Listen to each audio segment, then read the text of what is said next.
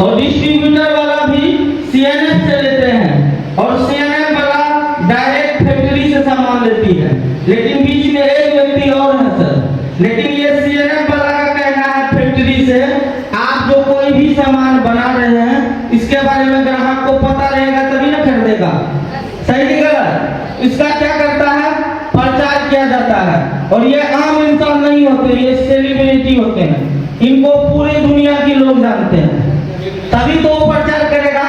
और ये प्रचार करते हैं तब जाके क्या होता है, ग्राहक खरीदता है। लेकिन बीच में बात क्या है, कोई भी सामान जो फैक्ट्री बनाती है आधे कीमत में, यानी कोई भी सामान 100 रुपया का है उसको 50 रुपया में बना देती है और ये अपना 5 रुपया फायदा लेके सामान को छोड़ देता है।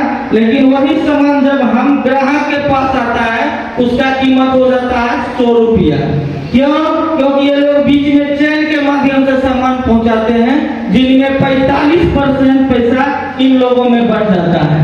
और ये 45% पैसा किसका है, आम ग्राहक का।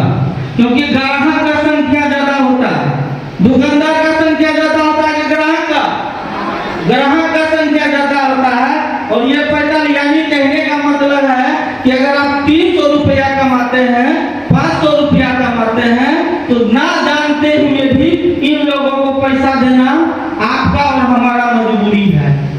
सही कि गलत? अगर मान लीजिए अगर उनको ये पेन खरीदना है तो हम डायरेक्ट फैक्ट्री तो सामान लाने जा नहीं सकते हैं, हम जब भी जाएंगे यहाँ जाएंगे या तो यहाँ जाएंगे। सही कि गलत? इसलिए आप देखते होंगे आप थोड़ा रिटेलर को बाइकआउट कर देते हैं, होलसेलर के पास आ जाते हैं, यानी कि धंधा आ जाते हैं तो कुछ रुपया कम में आपको मिलता है क्योंकि इसका परसेंटेज खत्म हो जाता है। ये हम लोग का पुराना तरीका है और इस तरीका में हम लोग का 45% पैसा इन लोगों को चले जाता है। ये हम लोग को पुराना तरीका है।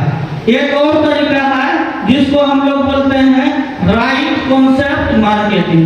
अब आप हमको बताइए बनाने वाला कौन है, फैक्ट्री।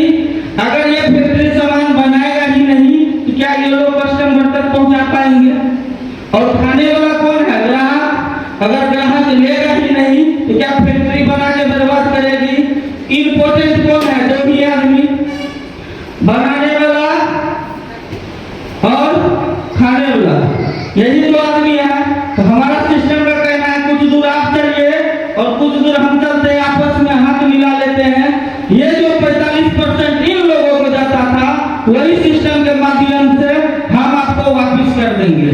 इसी को कहा गया पूरे दुनिया में DSM यानी डायरेक्ट सेलिंग मेथड, और हमारा भारत में नाम रखा गया राइट कॉन्सेप्ट मार्केट, यानी कि बाजार करने का सही तरीका। बोला तब इन लोगों का क्या होगा, इतना दिन से हम लोग सामान खरीद के इन लोगों को अमीर बनाए, लेकिन अब ये सिस्टम से आइए आप भी अमीर बनिए और साथ में इन लोगों